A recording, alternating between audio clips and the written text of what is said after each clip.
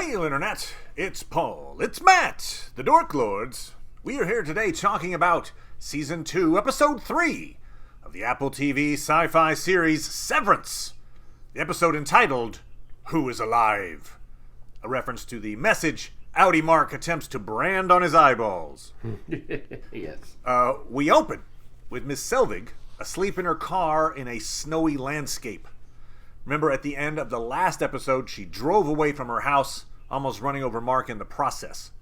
A passing truck wakes her up, and she hits the road again in her white VW Rabbit, a little Alice in Wonderland metaphor. To pass the time, she plays some Stone Roses on her dashboard tape player. I also checked the shape of her car. It's definitely either a 1980s or at latest 90s model Rabbit. So just remember last week we talked about Irv using a payphone. So there's a lot of 30-year-old tech around here. Anyway. So we end with Ragabi reappearing, confirming to Mark that Gemma was alive in Lumen the last time she was there, and convincing Mark to undergo integration. So theory confirmed. Newly integrated Mark sees Any Mark's first memory, waking up on a table in Lumen and hearing a voice ask, "Who are you?" Cut to a song by The Who, though it's Eminence Front instead of Who Are You, which probably would have been a bit too on the nose. And then it would turn into like a CSI crossover, and that would have been bad. So, yeah, so we're well done on them. Good choice of song. All that said, Paul. Yes.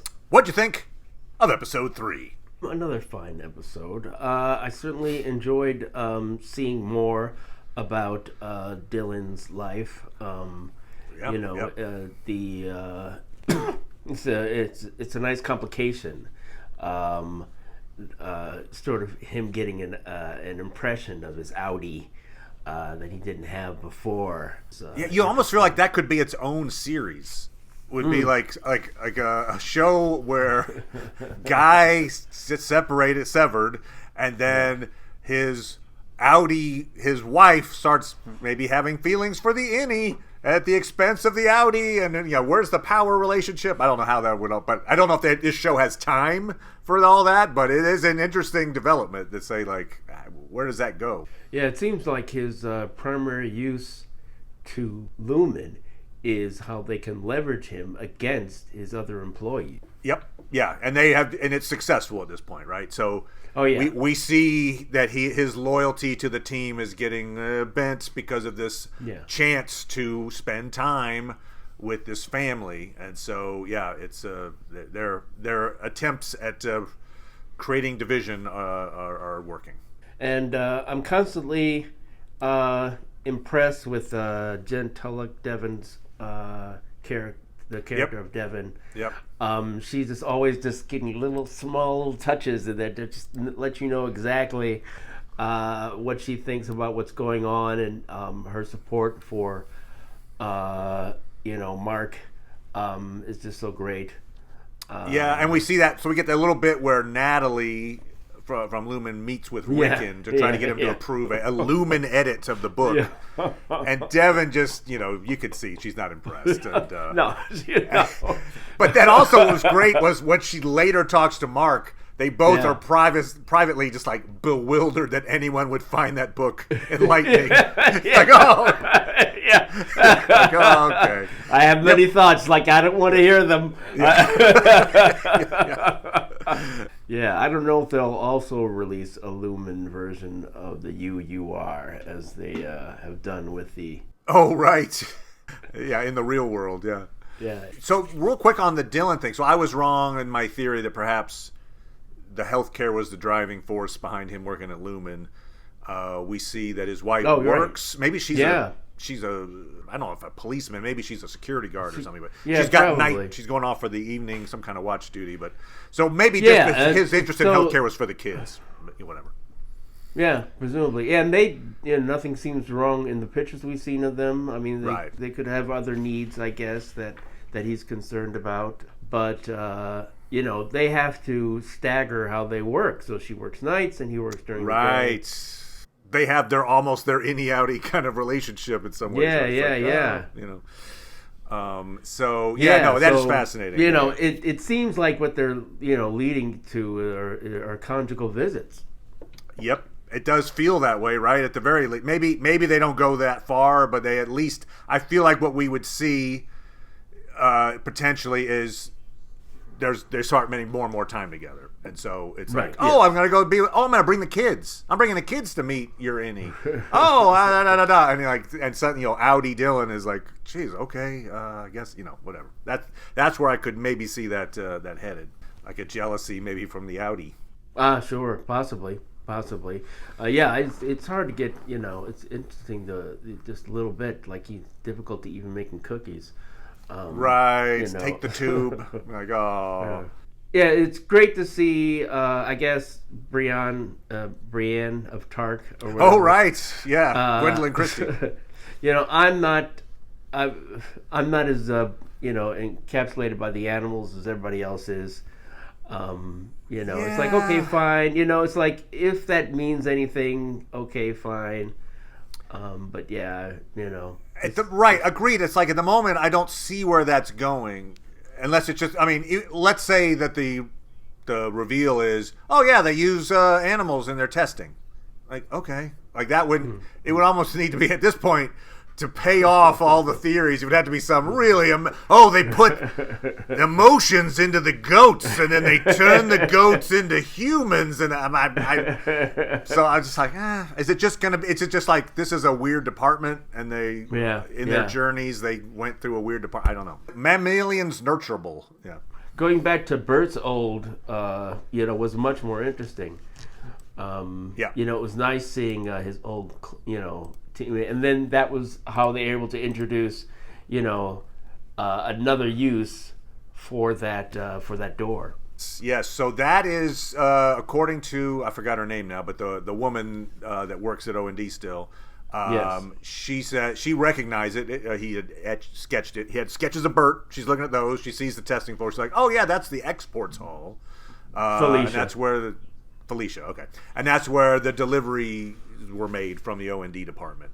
So Irv asks her if she knows where it is, and we cut away, but we get the feeling the answer is yes. So Irv probably now knows how to go find that hall.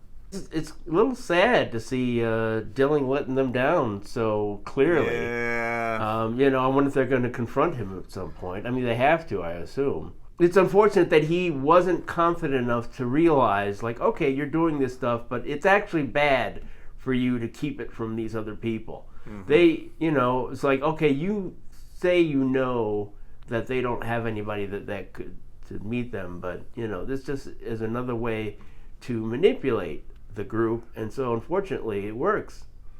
Well, if you also then go with the theory, which I'm still going with, that Helly is Helena, that's two people in the group that really aren't with the group at this point. So the group is definitely it's about to be three now, with Mark going back now that he's reintegrated.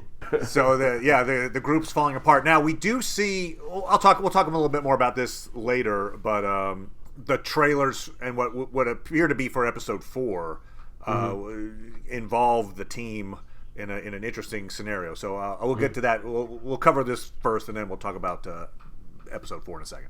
One of the things I liked about this episode was there were a lot of meaningful silences in this episode.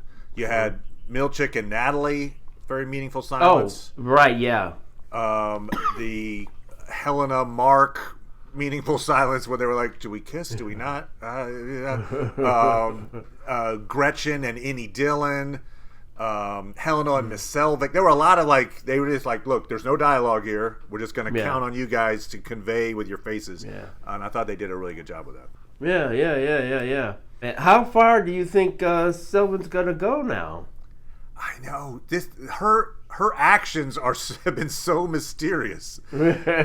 So she's removed from her position at Lumen, but offered an advisory role.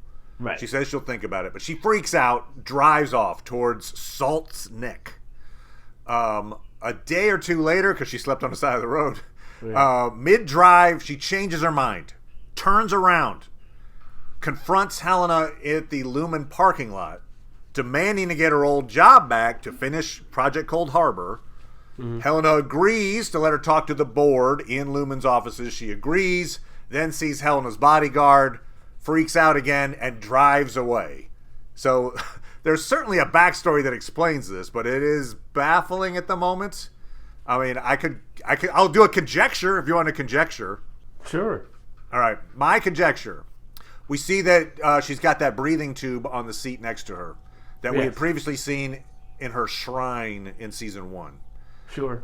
That tube has a label on it stating the name Charlotte Cobell with the date 1944. Yes. Selvig's shrine also had that photo. I mean, I had to go back and look at this, frankly, because it's been so many long. But anyway, it showed a girl standing in front of a Myrtle Egan School for Girls. I think that school, which is probably now abandoned, whatever, I think that's in Salt's Neck. And I think maybe young Miss Cobell grew up there. Oh, okay. So my best guess is that to her, Salt's Neck is some kind of an escape. It's a refuge that she connects to. So having been rejected by Lumen, she's just retreating to something familiar. But for some reason, Project Cold Harbor is so important for her to finish that she turns around. But then, in that parking lot, she realizes that Lumen is probably going to have her killed, which very well might be.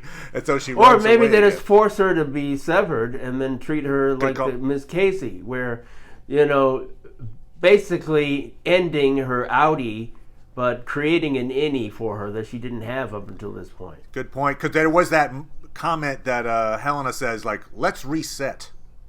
Which she doesn't say it ominously, but, coming from Lumen, like, oh, wait, what? So I do feel like, though, her motivation for the Cold Harbor to be finished is connected to the Charlotte Cobell breathing tube. Oh, interesting. And so maybe if Charlotte is, let's say, her mom, maybe she's in like Gemma's situation. She's dead, nearly dead or something, and at Project Cold Harbor, if it works, could bring her back, maybe something like that. I don't know. But she's really committed to this idea that Cold Harbor needs to be done, and that's why she wants to come back into the job she had.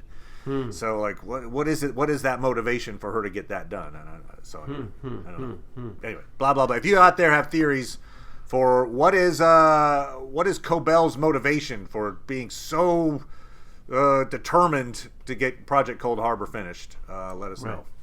What do you think about the importance of Milchick and Natalie and what he was experiencing? So yeah, you would advised me to watch that little after show thing, and they talked about a little bit about Natalie.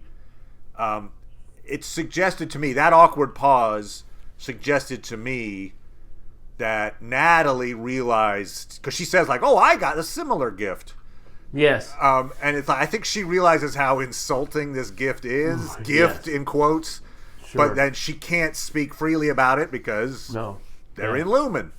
Right. And so, yeah, I got that moment between them. I feel like Milchick is not happy about getting this reward. He puts it up in storage, and it's really a high place, darkened room. So I feel like he's also feeling like, how insulting for you to think I would like this, but can't just say it because he's in Lumen. So yeah, I feel like we may see, this may be I don't know if this is a straw that breaks the camel's back or not, but I think me neither. I'm not sure about. I mean, I'm not sure about how far it goes. Another thing I was thinking is, who is Ragabi's inside person or persons? Who's feeding her information? Yep. She is. She seems to be real on top of things. Yeah, we don't know who is telling her things. We don't know at all about that. So, maybe it's Milchick. I don't know. It might be somebody we haven't seen. Maybe it's more likely somebody we haven't seen yet. But if the theme for him about how much he really feels accepted by this place, if that's important, then how would he deal with that? How will that affect him? Right. But if it's just another, boy, this place is weird thing, like, okay. Yeah. I don't think it's a boy, this place is weird thing. I think I think they're trying, because remember in the first episode, it's not like a deal breaker, but he's aggravated by the fact that they haven't switched his name in yet. Right, like, sure. Hello, Mrs. Cobell. And he's like, please have them switch this name. Like, he's bothered that somehow Lumen doesn't care enough maybe to like recognize him for who he is. He's just like, oh, another cog in the wheel. So I feel like the show's showing us like, hey, Milchick's dissatisfied for whatever that means at this point. So, maybe. Right, but is he what he's looking for is more assurance or even more promotions, or is he going to join the other side or something? Yeah. Right. Yeah. I feel like it's more that he's going to feel more sympathy for the innies, and maybe not, try to punish them at every turn. Perhaps that's kind of my thought on this, and part of that is because of what I think is coming in episode 4. Okay. So episode 4, we get it from the trailers and then some of the reviewers who've seen the season. It seems that episode 4 is where I think our innies get to go on a field trip. So we see them all wearing the same cold weather gear, and they're outside in the snow, and I think we see Milchick wearing similar gear. So I think the idea is like Milchick's like, all right, everybody, maybe it's one of these perks. We get to go. You get to go topside, which seems crazy, but okay. Anyway, well, if they're just taking him to another, diorama or something. Yeah, maybe you're right. Maybe it's like the goat field that's actually internal and temperature controlled. Maybe it's a giant dome inside Lumen. It could be. But whatever it is. No, but I mean, it's like, we're going to another, Lumen place or something, like, oh, here's where he was born, or here's where, his first school or some crap. It's hard to, and then, if they were running around, if they get away from Milchick. If they get away from Milchick, but also maybe if Milchick and the team get away from Lumen. That's what I was thinking. That maybe like it's a chance for Milchick to be like, hey, by the way, I don't know. No one can hear me here. I can talk to you. Maybe. I don't know. Just throwing that out there. One way or another, I feel like the team is going to be outside of Lumen, but still be innies. But not with the same... maybe they are, but probably not with the same mandate that they had at the end of season 1. Like, okay, we have to go do this and do this and do these things. Especially if Helly is actually Helena, Right, exactly. Yeah. So anyway, just to say, maybe that's a way that Milchick might feel that he's a little more free to talk if he's in that scenario. But he would also know that Helly is Helena, so he probably wouldn't be that free. Now that I've said it out loud, I'm like, okay, never mind. Anyway, but let's just say this: if they go topside, and that's what it is, like, hey guys, we got this special, day pass or whatever. It's interesting if that's true that it would be that easy for the innies to exist above ground. Like we had this whole thing of, you got to push these buttons and this thing, and then and it only works in this overtime. If it was that easy just to go up as an innie, that could be bad news for the outies. Right? I mean, just to say, like, wait, who can get turned off? Like it seems like you could just flip the outies off, and then you're like, oh, hey, I'm always an innie. But anyway. No. I guess if you had arranged the excursion, and you had 2 people back in the control center that are flipping it, and then he calls them and says, something's wrong, flip the person off or do something, if they get away or whatever. So he could control it in that way, probably. Okay. Yeah. We'll see how this plays out. This is all conjecture anyway, so we'll let episode 4 happen, and then we'll talk about it. I guess the one other thing I wanted to mention was this almost kiss. So there's the Helly / Helena and Mark have this chance to kiss, and then there's that awkward they don't.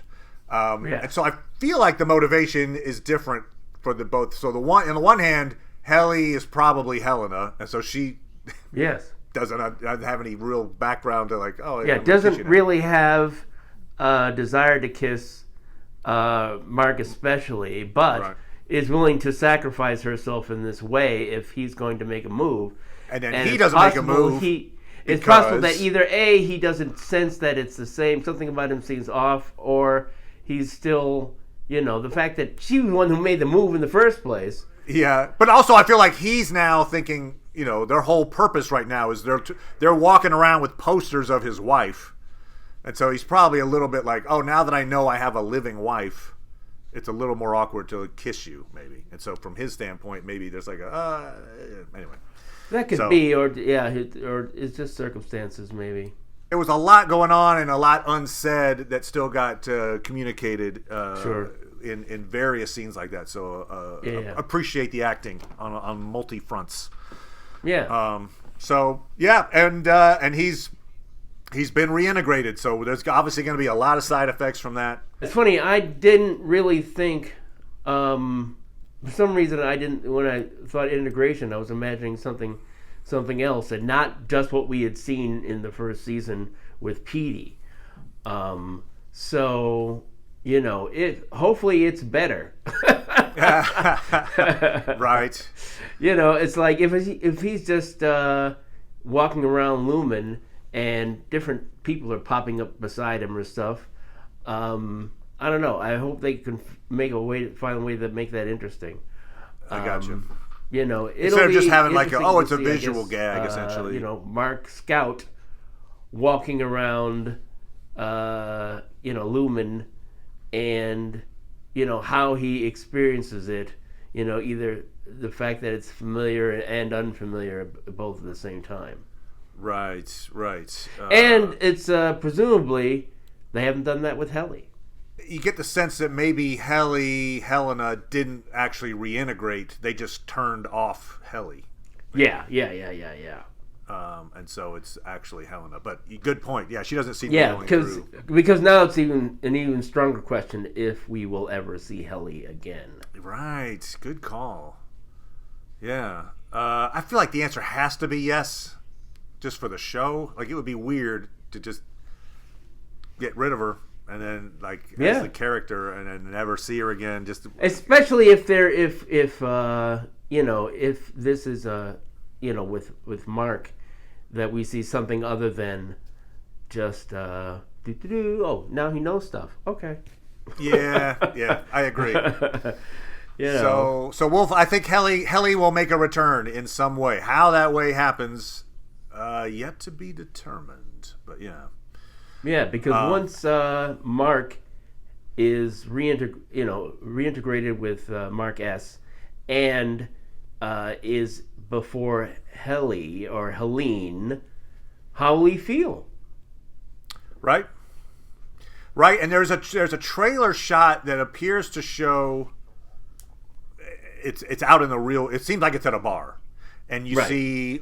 Okay. What I assume would be Outie Mark sitting at a bar, and then in the background, so not sitting with him, but in the background, you can see what I assume would be Helena. And so they're somehow meeting in some way, or at least in the same place outside of Lumen. So that's headed somewhere. Anyway, but yeah, so we will see. Interested to see where this next episode takes us. Yes. In the wintry landscape of Lumen Central. So, so thank you as always, Paul. Appreciate it, good sir. Sure, no problem. And we'll talk to everybody next time. Bye. Bye.